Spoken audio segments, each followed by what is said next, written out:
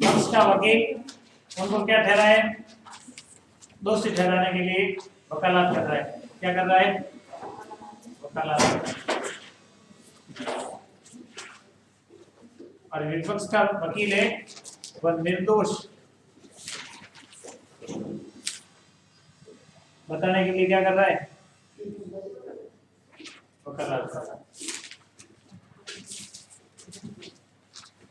फिर सफाई के वकील ने जवाब दिया, यह मुकदमा अंग्रेजी इतिहास में ही नहीं शायद सर्वदेशीय न्याय के इतिहास में एक अद्भुत घटना है।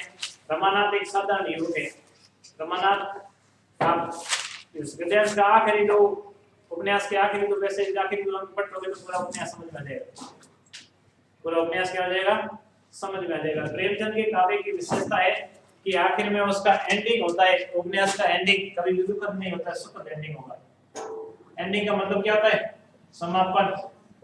समापन क्या होगा, सुखद होगा। यानी नायक और नायिकाएं जो बिछुड़ गए थे किसी दुख के कारण, दुख दर्द के कारण, उस और नायिका को यथार्थ में या वास्तविकता पे लाके उपन्यास का समापन करेगा। ये ऐसा कथन हो सकता है, आप लिख सकते हैं कि प्रेमचंद यथार्थवाद के उपन्यास है या वास्तविकता के उपन्यासकार हैं। क्या है, उपन्यासकार। वास्तविकता पे कैसे लाके समाप्त करते हैं, और रमानाथ से आखिर में स्वीकारोक्ति करवाते हैं कि उनके अंदर जीवन के अंदर की गलतियों के कारण सबको दुख भुगतना पड़ा। उसकी गलतियों के कारण क्या भुगतना पड़ा, दुख भुगतना पड़ा। और जालपाल से भी ये स्वीकारोक्ति करवाते हैं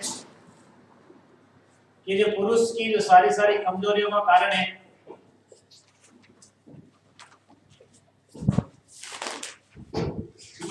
स्वीकारोक्ति किससे करवाते हैं, वो जालपा से भी। क्योंकि पुरुष अगर जालपा पहली बार ही आभूषणों का मना कर देती या शहर सपाटे के लिए पैसे का मना कर देती तो रमानाथ को इस प्रकार के दिन देखने नहीं पड़ते। आभूषणों की जो प्रियता थी, इसके मन के अंदर होती, महिला के मन की कमजोरी होती आभूषण प्रियता। कौन सी कमजोरी होती है, आभूषण प्रियता। गहनों के प्रति जो प्रेम होता है, उसी के कारण रमानाथ ने क्या कर दिया था, गबनिया घोटाला कर दिया था। उस घोटाले के कारण उसको छोड़ के जाना पड़ा। कहां पे लगा हुआ था वो, प्रयाग में लगा हुआ था। कहां पे लगा हुआ था, प्रयाग में लगा हुआ था। प्रयाग से उसको घर छोड़ के कहां जाना पड़ा था, बोलो रे, खूब नहीं बोलना है। घर छोड़ के कहां जाना पड़ा था उसको, कलकत्ता जाना पड़ता। एक गलती करता है घसता है, ये पढ़े लिखों की सभ्यता नहीं हुई। फिर सफाई के वकील ने जवाब दिया, ये मुकदमा अंग्रेजी इतिहास में नहीं शायद सर्वदेशीय न्याय के इतिहास में अद्भुत घटना है। रमानाथ एक साधारण युवक है, उसकी शिक्षा भी बहुत मामूली हुई है। वह ऊंचे विचारों का आदमी नहीं है। वो इलाहाबाद के मुंशी प्लेसी ऑफिस में नौकर है। मुंशी प्लेसी यानी नगर पालिका के अंदर क्या है, नौकर है। वहां उसका काम चुंगी के रुपए वसूल करना है। चुंगी यानी टैक्स के रुपए वसूल करना है। किसका काम, रमानाथ का काम। वो व्यापारियों से प्रथानुसार रिश्वत लेता है और अपनी आमदनी की परवाह न करता हुआ अनाप शनाप खर्च करता है। आमदनी की परवाह, आवक कितनी होती है उसका चिंता न करता, अनाप शनाप क्या करता है, खर्च करता है। आखिर एक दिन मिजान में गलती हो जाने से उसे शक होता है। मिजान यानी व्यवहार के अंदर उससे कुछ रुपए उठ गए। वो इतना घबरा जाता है कि किसी से कुछ नहीं कहता, बस घर से भाग खड़ा होता है। किसी से कुछ नहीं कहता, बस घर से भाग खड़ा होता है। वहां दफ्तर में उस पर सुबह होता है, सुबह यानी शक, और उसके हिसाब की जांच होती है तो मालूम होता है कि उसने कुछ गबन नहीं किया, सिर्फ हिसाब की भूल थी। गबन यानी घोटाला नहीं किया था, सिर्फ किसकी भूल थी, इसकी इंडिसाइट है। यहाँ से एनालाइज कर लो, पॉइंट राखी कर पढ़ लेना, पूरा उपन्यास समझ में आ जाएगा, उसका सार समझ में आ जाएगा। किसके इंडिसाइट एक बार आप एक बार दोबारा पढ़ता हूं मैं, आप ध्यान से सुन लो। अच्छी बात है कि रमानाथ एक साधारण युवक है। कैसा युवक है, उसकी शिक्षा भी बहुत मामूली हुई है, ज्यादा पढ़ाई नहीं की है, मामूली शिक्षा हुई है। वो ऊंचे विचारों का आदमी नहीं है, कुछ विचार का आदमी नहीं है। उसकी थोट विचार सोचने समझने पढ़ने की क्षमता नहीं है। वो इलाहाबाद के मुंशी प्लेसी ऑफिस में नौकर है। इलाहाबाद के म्युनिसिपल ऑफिस में क्या है, नौकर। म्युनिसिपल किसे कहते हैं? नगर पालिका। और कौन सी नगर पालिका में नौकर है? इलाहाबाद नगर पालिका के नौकर है। वहां उसका काम चुंगी के रुपए वसूल करना है। उसका काम क्या है? चुंगी के रुपए वसूल करना। और कहां पे लगा हुआ? इलाहाबाद नगर पालिका में। इलाहाबाद नगर पालिका में क्या है? नौकर। और वहां उसका काम क्या है? चुंगी के रुपए वसूल करना। किसका काम है? रमानाथ का काम है। देखो, वो व्यापारियों से प्रथा अनुसार, प्रथा का मतलब है परंपरा के अनुसार, रिश्वत लेता है और अपनी आमदनी की परवाह न करता हुआ अनाप शनाप खर्च करता है। व्यापारियों से रिश्वत लेता है चुंगी के रूप में और अनाप शनाप क्या करता है? खर्चा कर। छोड़ दे उसको, रहने दे। आखिर एक दिन मिजान में गलती हो जाने पर उसे शक होता है। मिजान यानी व्यवहार में गलती हो जाने का उसे क्या होता है? शक, कि उससे कुछ रुपए उठ गए। वो इतना घबरा जाता है, किसी से कुछ नहीं कहता, बस घर से बाहर खड़ा होता है। वहां दफ्तर में उस पर सुबह होता है, शक होता है। उसके हिसाब की जांच होती है, तब मालूम होता है कि उसने कुछ गड़बड़ नहीं किया, सिर्फ हिसाब की क्या हुई थी? भूल। फिर रमानाथ पुलिस के पंजे में फंसने, फर्जी मुखबिर बनने और साहस देने का जिक्र उसने कहा। पुलिस के पंजे में फंस गया, झूठी गवाही दी। अब रमानाथ के जीवन में एक नया परिवर्तन होता है। ऐसा परिवर्तन जो एक विलास प्रिय पद लोलुप युवक को धर्मनिष्ठ और कर्तव्यशील बना देता है। धर्मनिष्ठ और कर्तव्यशील, उसका कर्तव्य क्या होता है? क्या बनाता है आखिर में?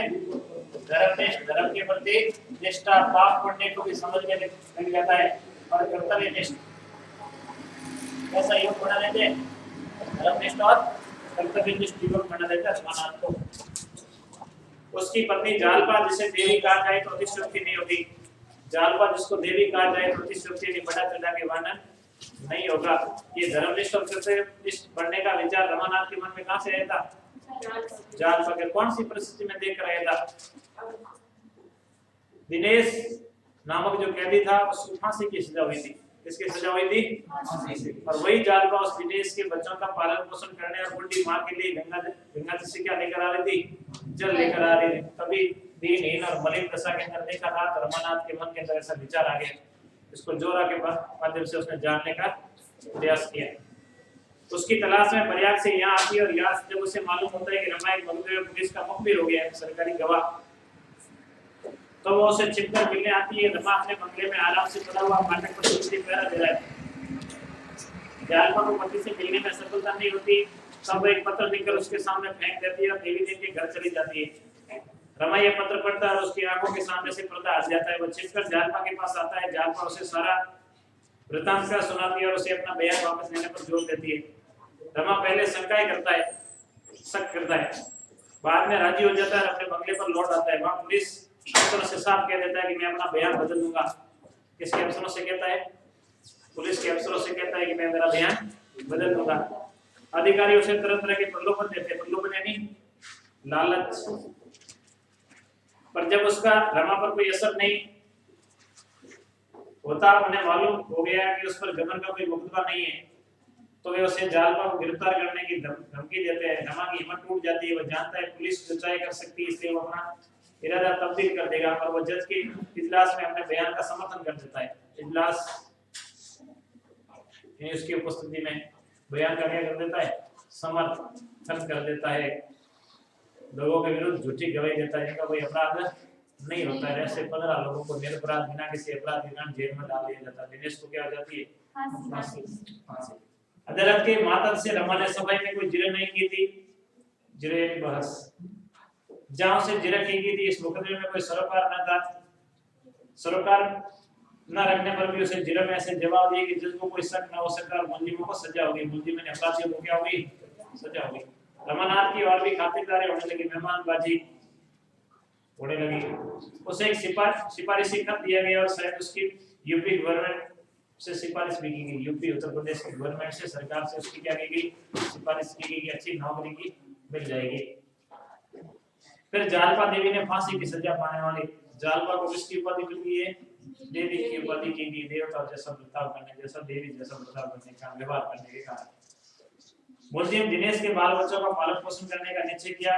इधर उधर से चंदे मांग मांग कर वो उनके लिए जिंदगी की जरूरत पूरी करती, उसके घर का काम काज अपने हाथों करती, उसके बच्चों को खिलाने को ले जाती थी।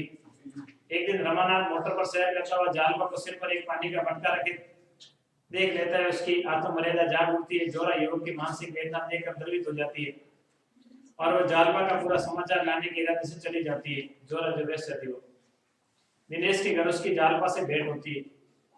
जोरा की भेंट जालपा से किसके घर पे होती है? दिनेश के घर पे भेंट होती है। जालपा का त्याग, सेवा और साथ न देखकर वो उसे वेश्या का हत्या इतना प्रभावित हो जाता है कि वो अपने जीवन पर लज्जित हो जाती है और दोनों में बहनापा हो जाता है। बहनापा बहुत जैसा प्रेम किस किस में हो जाता है? बहनापा। वो एक सप्ताह के बाद जाकर रमा से सारा वृत्तांत कर सुनाती है। रमा उसी वक्त वहां से चल पड़ता है, जालपा से दो चार बातें करके जज के बंगले पर चला जाता है। उसके बाद जो कुछ हुआ वो हमारे सामने है। मैं ये नहीं कहता कि उसने झूठी गवाही नहीं दी, लेकिन उस परिस्थिति और उन प्रलोभन पर ध्यान दीजिए तो इस अपराध की गहनता बहुत कुछ घट जाती है। इस झूठी गवाही का परिणाम यह होता है कि किसी निरपराध को सजा मिल जाती तो दूसरी बात थी। इस अवसर पर तो 15 युवकों की जान बच गई, क्या अब भी वो झूठी गवाही का अपराधी है? उसने खुद ही तो अपनी झूठी गवाही का इकबाल किया है। क्या उसका उसे दंड मिलना चाहिए? उसकी सरलता और सजगता ने एक वेश्या तक को मुक्त कर दिया। वो उसे बहकाने और बोलाने के बदले उसके मार्ग का दीपक बन गई। कौन बन गई थी मार्ग का दीपक? जो बन गई। जालपा देवी की कर्तव्य परायणता क्या दर्ज की योग्य है? जालपा की इस ड्रामा की नायिका है। इस ड्रामा उपन्यास की नायिका कौन है? जालपा। उसके सदनुराग, उसके सरल प्रेम, उसकी धर्मपरायणता, उसकी पति भक्ति, उसके स्वार्थ त्याग, उसकी सेवा निष्ठा, किस किस गुण की प्रशंसा की जाए? जालपा के चरित्र की व्यवहार, कौन कौन से व्यवहार है जालपा का चरित्रांकन करना? स्वार्थ त्याग, अपना स्वार्थ क्या कर देती है? त्याग देती है। देखो कौन कौन से? सदनुराग, सत्य के प्रति अनुराग प्रेम, उसके सरल प्रेम, इसको लिख लो रे आप साहित्य वाले। जालपा के चरित्र की व्यवहार की कौन कौन सी विशेषता है?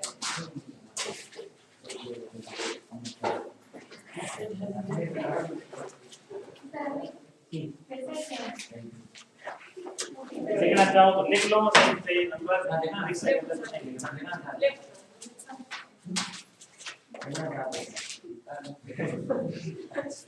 जालपा के चरित्र की विशेषता, पहली विशेषता है सदनुराग।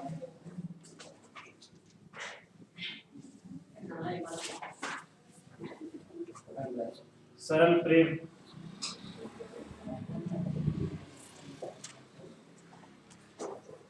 धर्मपरायणता,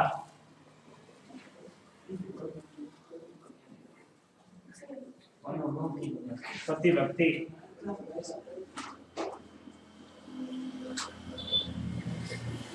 स्वार्थ त्याग,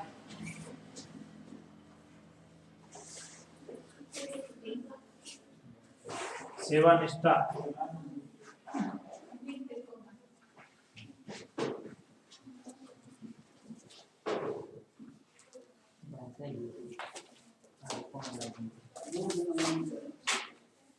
जालपा के चरित्र की विशेषताएं आ सकता है सदनुरागी, सत्य के प्रति अनुराग रखने वाली, प्रेम करने वाली देव, धर्म परायणता, धर्म की बातों को मानने वाली, सरल प्रेम था उसका, ज्यादा दिखावा नहीं था, पति भक्त थी।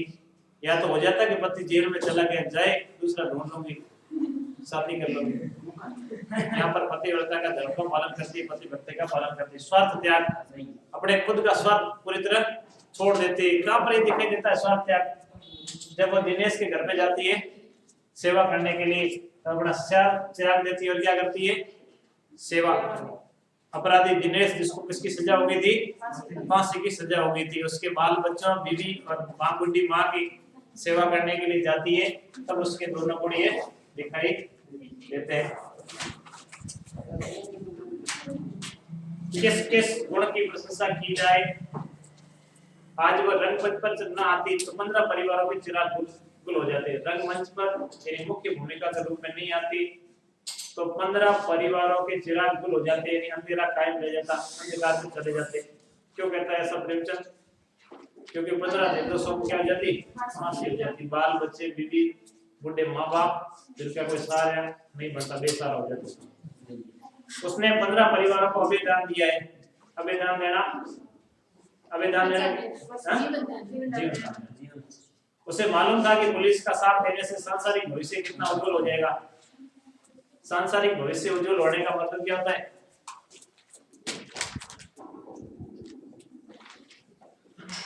सांसारिक भविष्य उज्जवल होना, इसका तात्पर्य क्या, भावार्थ क्या है? जीवन सुख से बीतना, जीवन सुख से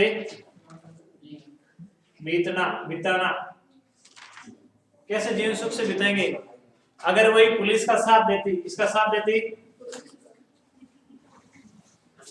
पुलिस का साथ देती, तो रमानाथ को क्या मिल जाती? बोलो भाई, तो रमानाथ को क्या मिल जाती?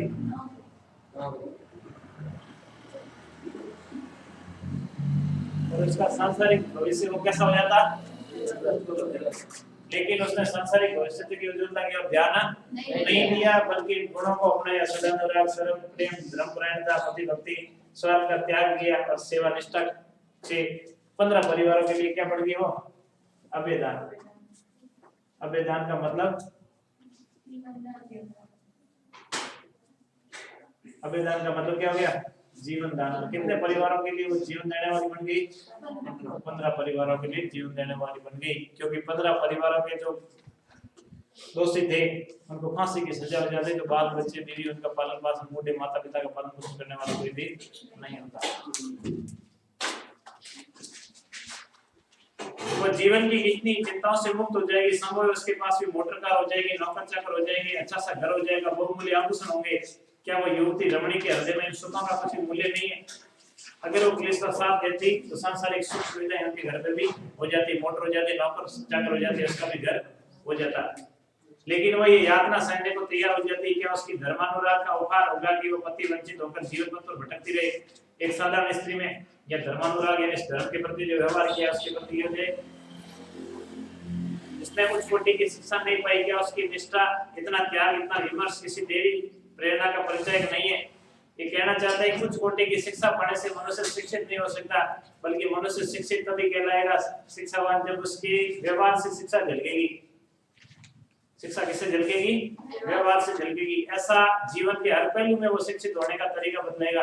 एक अनपढ़ और पढ़े लिखे में अंतर होना चाहिए। दयालु प्रवृत्ति, धर्मपरायणता, धर्म के ऊपर चलने वाला, चाहे पढ़ा लिखा है चाहे अनपढ़ है, वो धर्मपरायणता दयालुता की ओर चलता है, तो अनपढ़ पढ़े लिखे से भी क्या है आगे।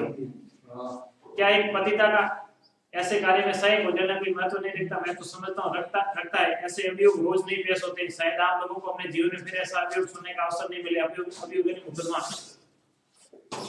या आप एक अभियोग का फैसला करने बैठ गए, मगर इस कोर्ट के बाहर एक और बड़ा न्यायालय है जहां आप लोगों को न्याय पर विचार होगा। कोर्ट के बाहर एक बड़ा न्यायालय कौन सा? सांसारिक लोगों के बारे में कह रहे हैं कि वो भी आपके न्याय के बारे में क्या करेंगे? विचार करेंगे।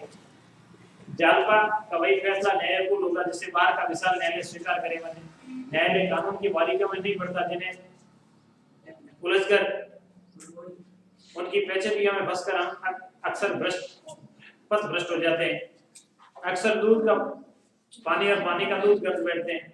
दूध का दूध और पानी का पानी करना न्याय करना। अगर आप झूठ और पश्चाताप करके सच्ची बात कर देते हैं कि भोग विलास जीवन को ठुकराते, पटियाल जीवन व्यतीत करने के लिए किसी को अपराधी ठहराते, आप संसार के सामने न्याय का कोई ऊंचा आदर्श नहीं घोषित करते। प्रेमचंद कहना चाहता है अपने न्याय के लिए अगर किसी निर्दोष को आप दोषी ठहराते हैं तो संसार के सामने आप न्याय के योग्य नहीं है। सरकारी वकील ने उसका प्रत्युत्तर देते हुए धर्म और आदर्श अपने स्थान पर बहुत ही आदर की चीजें, लेकिन जिस आदमी ने जानबूझकर झूठी गवाही दी थी उसने अपराध अवश्य किया और उसको दंड मिलना चाहिए।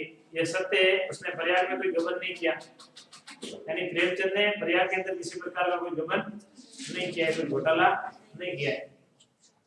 और उसने इसका भ्रम मात्र था, लेकिन ऐसी दशा में उसे एक सच्चे आदमी का ये कर्तव्य था कि वो गिरफ्तार हो जाने पर अपनी सफाई देता। उसने सजा के भय से झूठी गवाही देकर पुलिस को क्यों धोखा दिया? ये विचार करने की बात है। अगर आप समझते हैं कि उसने अनुचित काम किया तो आज उसे अवश्य दंड देंगे। अब अदालत का फैसला सुनाने की बारी आई। सभी को रमा से सहानुभूति हो गई थी, सहानुभूति लगा होना असला तो होना, पर उसके साथ ही ये भी मानी हुई बात थी कि उसे सजा होगी। उसे क्या होगी? लोगों जो अदालत लोगों से भरी हुई पड़ी थी, सारे के सारे लोग रमानाथ के प्रति सहानुभूति अपना तत्व व्यवहार करने लगे।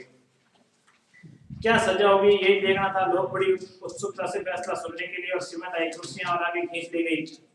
फैसला सुनने के लिए लोग नजदीक सिमट के आगे, कुर्सियां और क्या कर लिए? आगे खींच लिए। जगह पीछे बहुत बड़ी होगी, लाउड स्पीकर का जमाना नहीं था।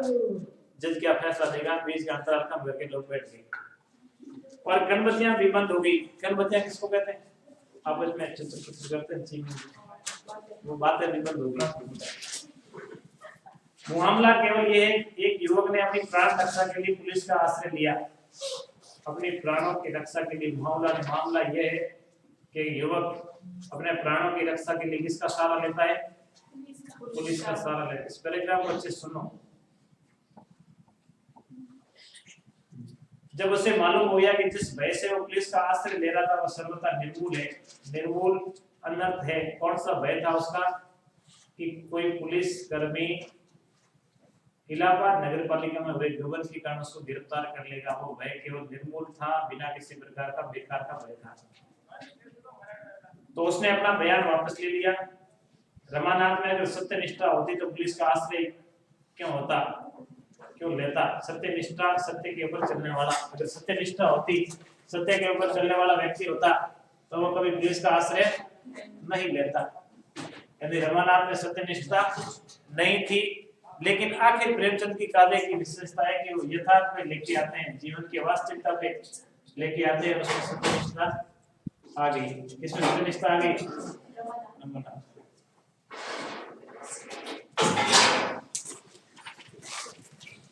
वो पुलिस का आश्रय ले रहा था, वो सर्वथा निर्मूल है। उसने अपना बयान वापस ले लिया। रमानाथ में अगर सत्यनिष्ठा होती तो पुलिस का आश्रय क्यों लेता? लेकिन उसमें कोई संदेह नहीं कि पुलिस ने उसे रक्षा का ये उपाय सुझाया, इस तरह उसे झूठी गवाही देने का प्रलोभन दिया, लालच दिया।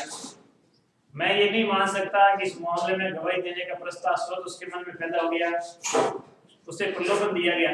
प्रलोभन का मतलब क्या होता है? लालच दिया गया। पुलिस के विरुद्ध या अपराधियों के खिलाफ झूठी गवाही देने का क्या दिया गया? लालच दिया गया, जिसे उसने दंड भय से स्वीकार किया। दंड के भय से, सजा के भय से उस लालच को क्या कर लिया?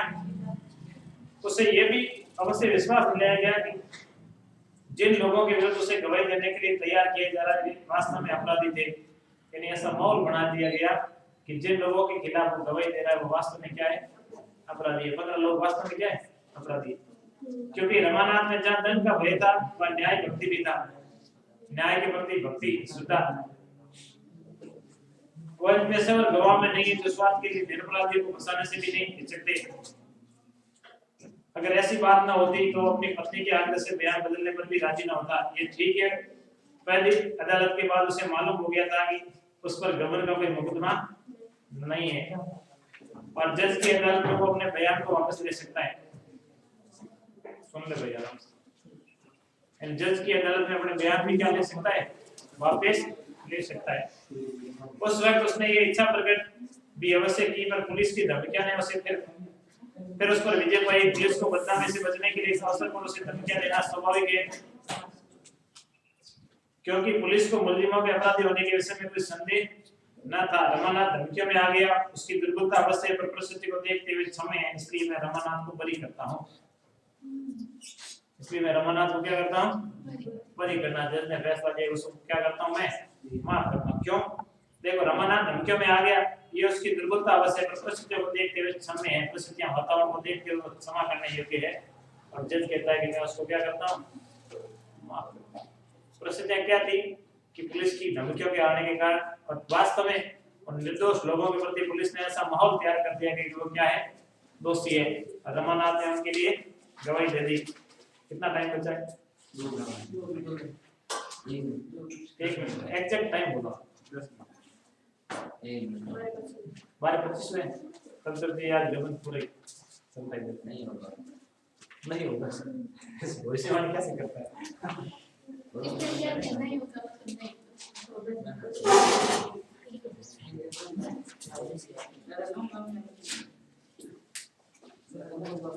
थोड़ा सा मन बढ़ाओ, मानसिकता बना लो, हो जाएगा पूरा।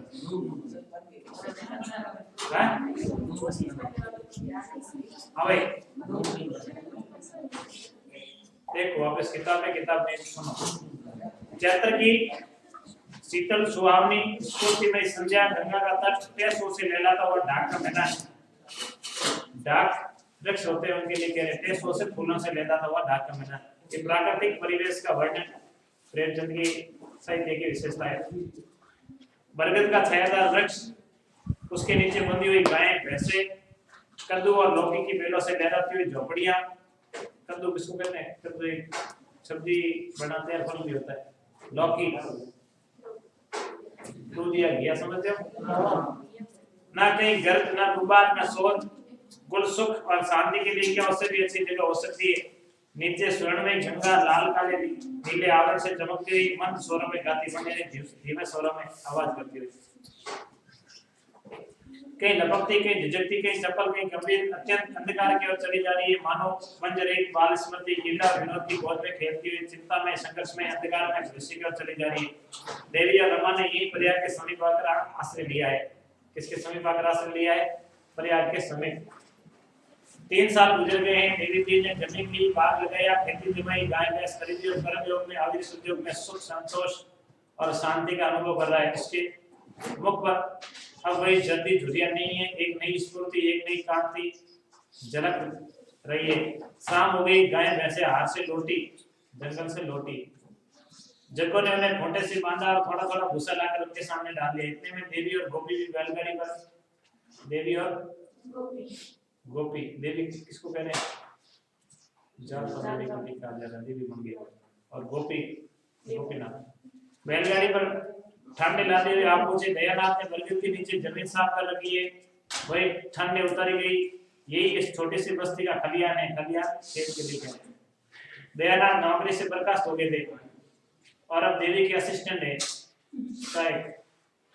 उनको समाचार पत्रों से अब भी वही प्रेम है जो रोज कई पत्र आते हैं, और शाम को फुर्सत पाने के बाद मुंशी जी पत्रों को पढ़कर सुनाते हैं और समझाते हैं। श्रोता में बहुत आसपास के गांव से 10-5 आदमी भी आ जाते हैं। रोज एक छोटी मोटी सभा हो जाती है।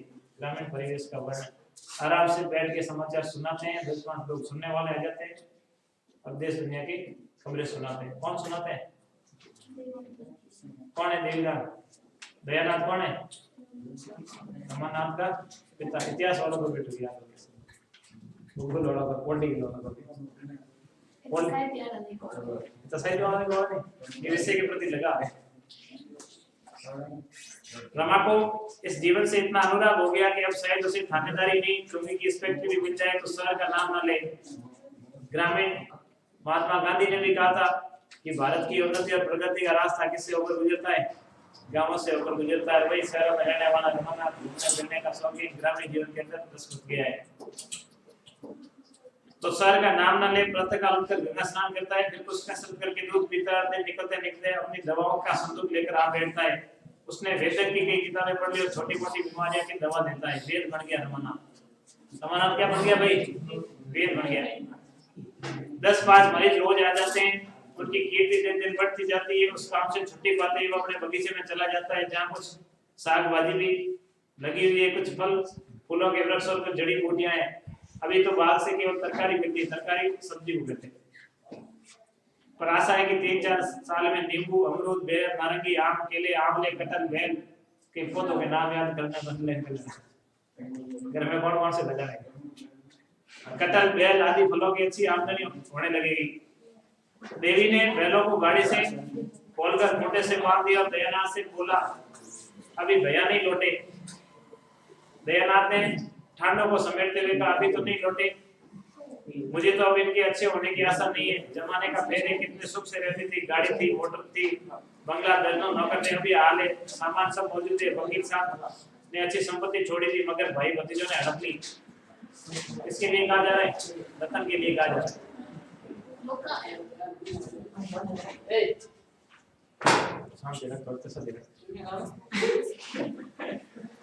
बात मिला करना रहस्य में भी नहीं। देवी दिन भैया कहते अदालत करती तो सब मिल जाता, पर कहती मैं अदालत में झूठ ना बोलूंगा। और बड़े ऊंचे विचार किए। औरत बड़े ऊंचे विचार के रतन के बारे में कहा जा रहा है। सहसा रामेश्वरी एक छोटे से शिशु को गोद में लिए हुए एक झोपड़ी से निकली और बच्चे को देना